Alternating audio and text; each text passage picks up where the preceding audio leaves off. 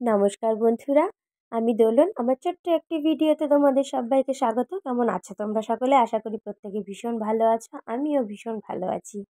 তো কয়েকদিন থেকে কিন্তু বেশ ঠান্ডা পড়েছে, আর ঠান্ডার দিন আমার কিন্তু বেশ ভালোই লাগে। আমার গরমের থেকে ঠান্ডাটা ভালো লাগে। আর ঠান্ডার দিন সেজেগুজে শান্তি, কোথাও ঘুরতে গিয়েও শান্তি, বা কিছু খাওয়া দাওয়া করেও ফুল শান্তি। এনে দিয়েছে তো যাই হোক, ঠান্ডার মধ্যে পেয়েছি এক নেমন্ত্রণ কালারগুলো পত্র। কি তো সুন্দর। সেই নেমন্ত্রণ রক্ষা করার জন্য এখন সাজুগুজু চলছে।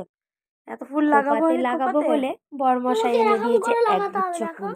দুটো ফুল লাগাবো বলেছি, তো যেহেতু ফুলটা ভীষণ ভালোবাসি, আর শীতকালে জারবেরার কালার এত রং বেরঙের হয় যে ভীষণ ভালো লাগে। আর যে কোনো জায়গায় গেলে দেখবে একটু সাজুগুজু করে ফুলটার না দিলে যেন ঠিক ভালো লাগে না। বিশেষ করে আমার তো লাগেই না, আমি ফুল দিতে ভীষণ ভালোবাসি। যখনই কোনো বিয়ে বাড়িতে যাই একটা হলেও আমি ফুল দিই। তো যাই হোক, বরমশাইকে বললাম ফুল এনে দিতে, ও বেশ কয়েকটা এনে দিয়েছে। তো আমি জিজ্ঞাসা করলাম যে এতগুলো ফুল কেন আনলে? তা বললো কালারগুলো এত সুন্দর যে মনে হচ্ছিল যেন সব কটাই নিয়ে নিই, তো এ কটাই নিয়ে আসলাম। তো যাই হোক, অনেকগুলোই এনেছে, বাকিটা আমার ফুলদানিতে শোভা পাচ্ছে, আর দুটো আমার মাথায় শোভা পেয়েছে। তো মোটামুটি সাজুগুজু করে রেডি। আর সুস্মিতাকে ডেকেছি একটু চুলটা বেঁধে দেওয়ার জন্য। আর আমার শাড়িটা আমি পরেছিলাম, তো ওকে বললাম তুই একটু ভালো করে ফিনিশিং দিয়ে দে। তা ও এসে শাড়িটাও ফিনিশিং দিয়ে দিল, আর খুব সুন্দর করে চুলটাও বেঁধে দিল। একা একা মেকআপের কাজটা কমপ্লিট করে নিলেও চুল বাঁধাটা যেন একা একা ঠিক ভালো হতে চায় না।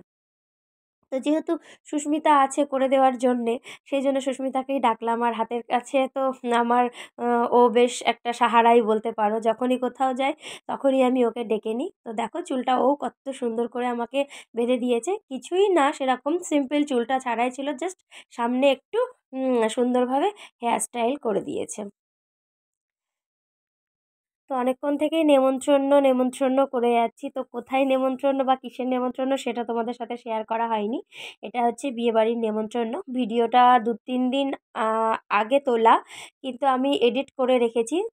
জাস্ট ভয়েস ওভার দেওয়া হয়নি বলে আমি পোস্ট করতে পারছি না। আর তার থেকেও বড় কথা, কয়েকদিন ধরে ভীষণ ব্যস্ত ছিলাম।